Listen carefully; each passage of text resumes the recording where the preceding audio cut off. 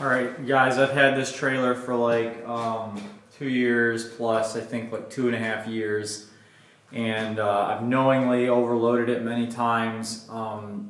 It's just one of the things that happens when dealing with these tree jobs, and the volume is just right to carry in one load. If you overload it, and it's really hard to make that second trip, especially if the distances are longer, and I can save a lot of time. I could save up to 2 hours sometimes in a day by taking all the load in one trip, and time has value. So I had some issues with my brakes where basically the brakes stopped working. I did take the electric brake controller and I tested to make sure that the outputs at the wheel was correct.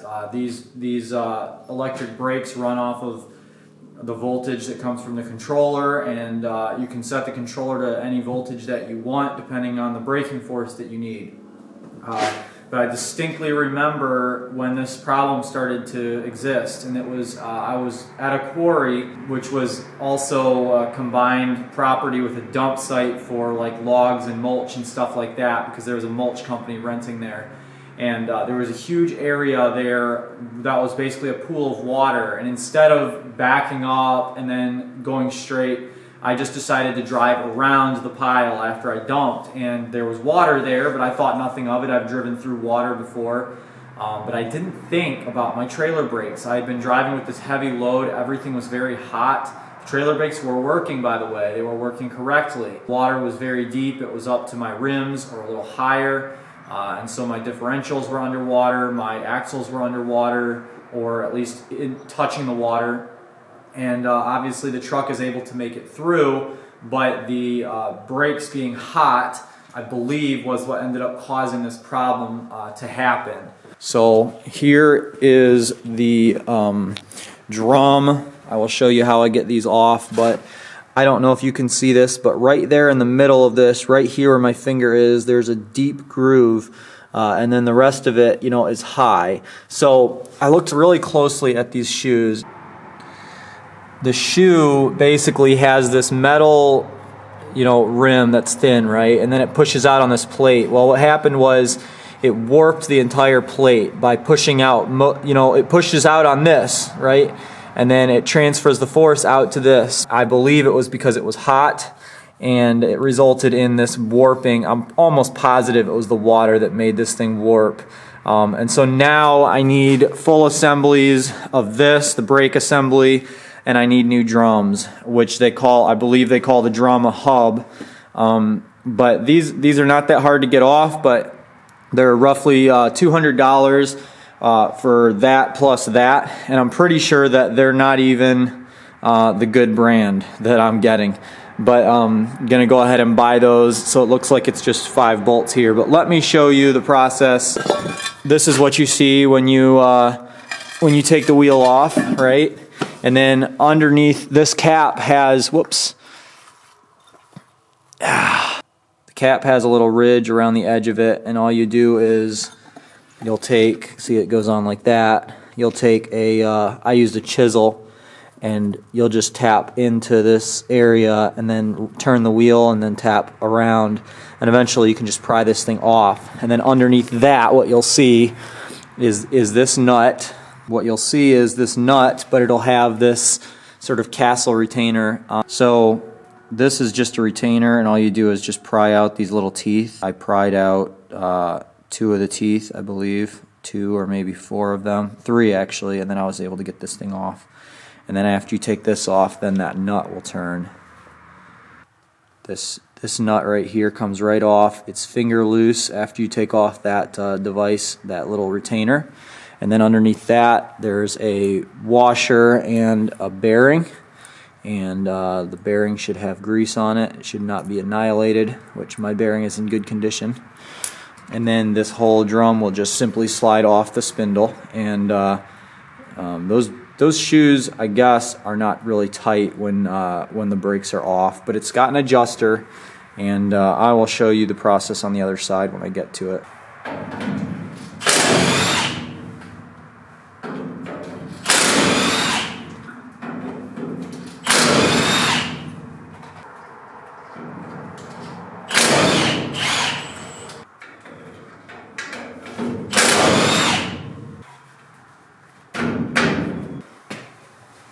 just going to go ahead and cut these wires here. Right at the splice. And I should be able to pop this off. I lost it.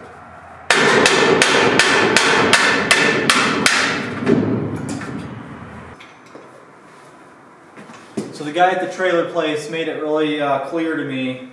This arm right here has to go to the forward position, and these actually, there's a left hand and a right hand setup because that arm would be on this side if I was on the opposite side of the trailer.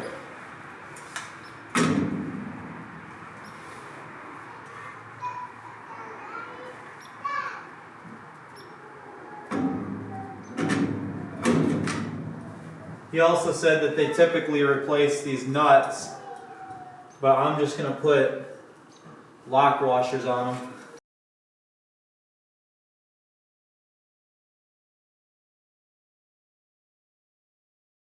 You can't take the hardware off of the self-adjuster and put it on the non-self-adjuster because the little pulley that this cable goes to is attached to the shoe itself, so you would need that type of shoe.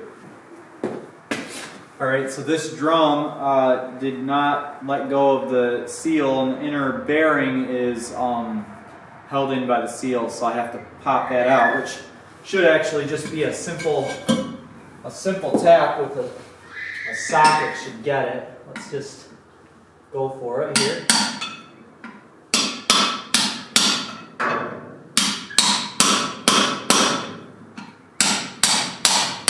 There it is.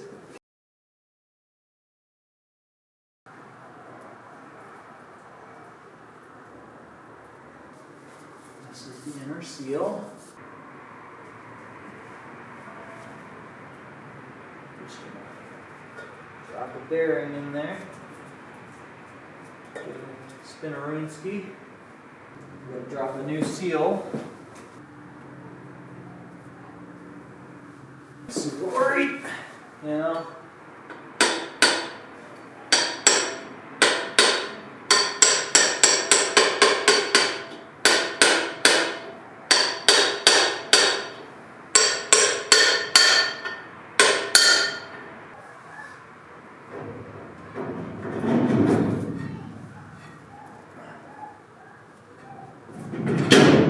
Go just like that.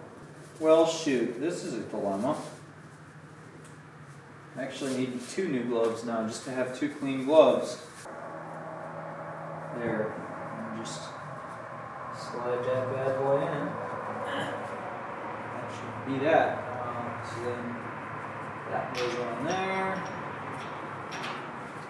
And the nut goes on. There we go. Perfect. The way this works on a Dodge is you just tighten it up and then you get it to where like the wheel almost won't turn. And then you loosen it up. This thing was finger loose.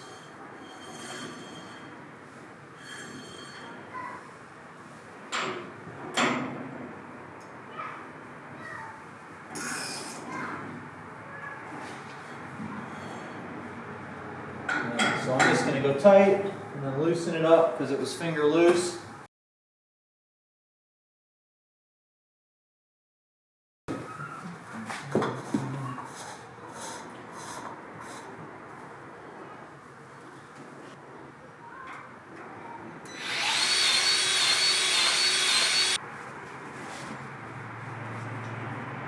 Everything is so sticky because it's cold.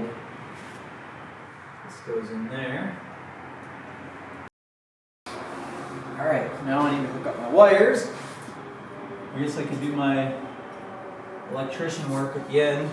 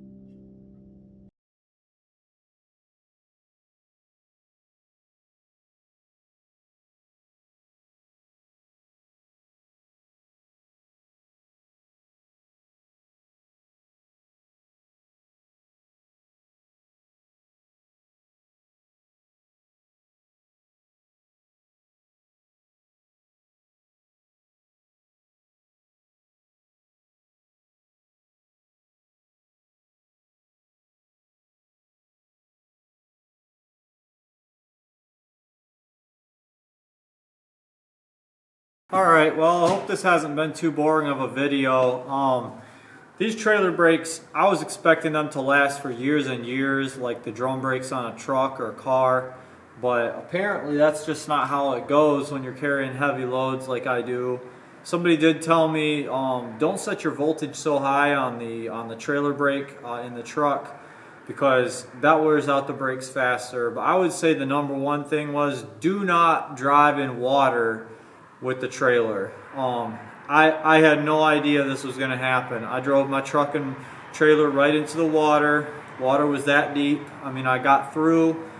My truck's been in the water before, and I know it's not good for the bearings, but they dry out, and as long as you don't do it too much and it's not too hot, you'll be okay.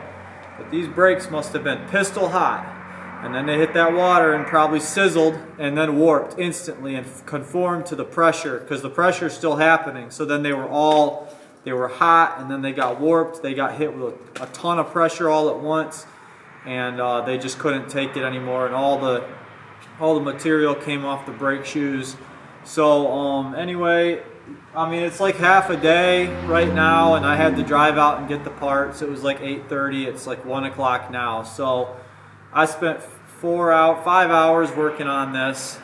This is probably a much quicker job for somebody that's well equipped or knows exactly how to lay everything out. I don't have a parts cleaner, for example. There's some other stuff, but if I had somebody with me, I would have been faster too. But yeah, you know, and I was also changing it over to a different style, and I had to inspect the bearings, but there was some certain tricks I could have done to keep things clean a certain way that would have taken me a lot less time.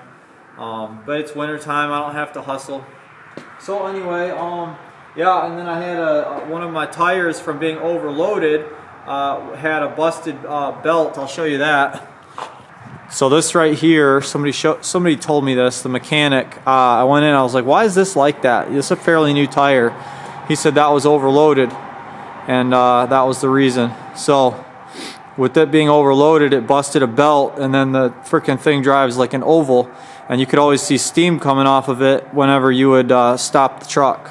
So I got a nice new tire on there. These are a load class up. They don't squish down near as much. 3640. So each one of these, you know, you multiply that by 4. So that's 3,500 roughly, so 7K per axle.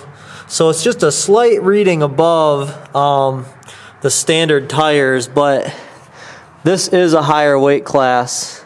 I can't find the info. But anyway, trust me, these ones on the front are higher weight class, and that one that wore out was a higher weight class too, but it was a Carlisle, and people complain about the quality on those. These are the tires that came with the truck, but I was getting flat tires left and right and replacing tires, and so I thought I'd try a different class, and this higher load class of tire is far superior outcomes as far as flats. It doesn't get hardly any flats ever. Very, very tough tires. So, and then I also switched over to these cool oil bath caps. These were like $20-something, $28 a piece. And I just used grease, but that grease Zerk is still in there. And I could switch this over to oil, but I got the wrong seal for the inside. I just got the regular grease seal for the inside. So that was the cap that was compatible with my hubs, and that was why, because I had to use that because the other ones were non-compatible. So yeah, so that's the project there. Other than that, this has been a pretty good trailer. My buddy told me to watch out for bending the axles. So you can see, if you get down, I don't know if you guys can see, but the axle looks like a frowny face a little bit, but they're supposed to look like that. But if they look like a smiley face, that's not good. So we were just checking that stuff out, making sure it was good. And I used those little plastic melt connectors. Let me see if I can find them. So I used some of these on the right side, and these are the ones that you just crimp on and then you heat it and it shrinks. But you almost need like a little torch to shrink these, because they shrink so slow, and they're really expensive. They're like 50 cents or 80 cents a piece or something. I much prefer soldering. I think soldering is just as good or even better. It's way cheaper, and it only takes a couple minutes longer, and then the heat shrink is just as reliable as this stuff here. So that was what I did, and I'll make sure to show you guys more about this trailer, but actually I could show you one other thing about this trailer that has been going on. So all these, you know, these are like the cross members. You know, you can see where obviously stuff has been thrown and dropped down in here and created dips in between the cross members. And boy, it's scary. I mean, the amount of weight that I've dropped in here, I probably should go a lot more easy on this trailer than what I do. But later I think I'll just take a new sheet of steel and just put it on top of here and weld it. But it's always been, you know, satisfactory. It's always been able to dump the loads even though I've been carrying overweight. And also, in case you're wondering, I'm into this for like $950 today. So almost $1,000 just because I drove in some water. I don't think those brakes were near bad until I drove in that water. I think that was when it all happened, because the trailer used to always stop with no problem. That was a very, very expensive mistake to make. It's better to just take the time and avoid the water, because man, it is not worth it. Trust me, I paid for it. And it's winter time, I'm not making money. I'm using money I'm supposed to make in the spring, and that's not a good way to do business. But anyways, that's my process and everything. Basically, I just had to take off the wheel, and then there's a single nut that holds on the brake drum, which is also the hub. And you take that off, and if the drum is wrecked, you have to get a new drum. You can't turn it. They're just thin, so it's not like an automotive one where you can turn it, unless it was just very, very slightly worn. So, and then once you do that, there's just 5 nuts that holds on the actual plate, and you have to cut the wires to it. So it's not a hard process. It's not like, you know, if it was an older trailer, it'd probably be a little bit harder. But anyways, good luck out there if you guys are working on the trailer. And if you ask, do I recommend it? I do recommend the Load Trail.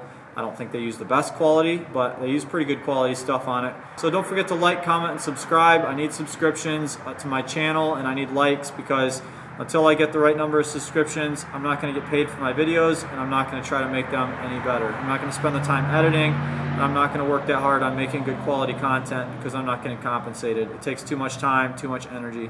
So hit the button. Thanks. Bye.